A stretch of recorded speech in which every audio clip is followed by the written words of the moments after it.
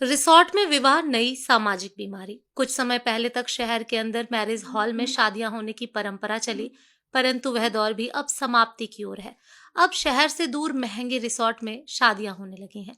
शादी के 2 दिन पूर्व से ही ये रिसोर्ट बुक करा लिए जाते हैं और शादी वाला परिवार वहां शिफ्ट हो जाता है। आगंतुक और मेहमान सीधे वहीं आते हैं और वहीं से विदा हो जाते हैं। जिसके पास 4 पहिया वाहन है वही जा पाएगा, 2 पहिया वाहन वाले नहीं जा पाएंगे। बुलाने वाले भी यही स्टेटस चाहते हैं और वह निमंत्रण भी उसी श्रेणी के अनुसार देता है। 2-3 तरह की श्रेणियां आजकल रखी जाने लगी हैं।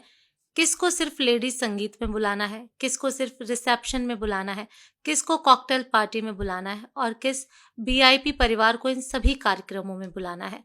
इस निमंत्रण में अपनापन की भावना खत्म हो चुकी है। सिर्फ मतलब के व्यक्तियों को या परिवार को आमंत्रित किया जाता है। महिला संगीत में पूरे परिवार को नाच गाना सिखाने के लिए महंगे कोरियोग्राफर 10-15 दिन ट्रेनिंग देते हैं। मेहंदी लगाने के लिए आर्टिस्ट बुलाए जाने लगे। मेहंदी में सभी को हरी ड्रेस पहनना अनिवार्य है। जो नहीं पहनता उसे हीन भावना से देखा जाता है, लोअर कैटेगरी का मानते हैं। फिर हल्दी की रस्म आती है। इसमें भी सभी को पीला कुर्ता पजामा पहनना अति आवश्यक है। इसमें भी वही समस्या है, जो नहीं पहनता उसकी इज्जत कम होती है। इसके बाद बर निकासी होती है। इसमें अक्सर देखा जाता है जो पंडित को दक्षिणा देने में 1 घंटे का डिस्कशन करते हैं, वह बारात प्रोसेशन में 5 से 10 हजार नाच गाने पर उड़ा देते हैं। इसके बाद रिसेप्शन स्टार्ट होता है। स्टेज पर वरमाला होती है। पहले लड़की और लड़के वाले मिलकर हंसी मजाक करके वरमाला कराते हैं। आजकल स्टेज पर धुएं की धुनी छोड़ देते हैं।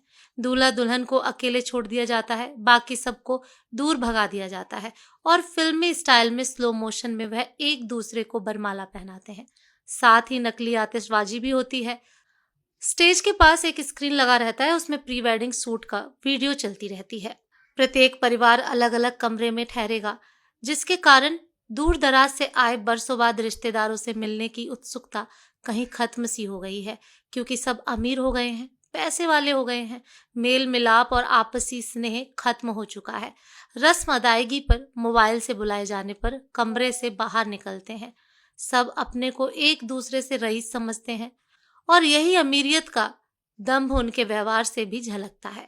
कहने को तो रिश्तेदारों की शादी में आए हुए होते हैं, परंतु अहंकार उनको यहाँ भी नहीं छोड़ता। वे अपना अधिकांश समय करीबियों से मिलने के बजाय अपने अपने कमरों में ही गुजार देते हैं। हमारी संस्कृति को दूषित करने का बीड़ा ऐसे ही अति संपन्न वर्ग ने अपने कंधों पर उठाए रखा है। मेरा अपने मध्यम वर्गीय समाज बंधुओं से अनुरोध है, आपका पैसा है, आपने कमाया है, आपके घर खुशी का अवसर है, खुशियां मनाएं, पर किसी दूसरे की देखा देखी नहीं।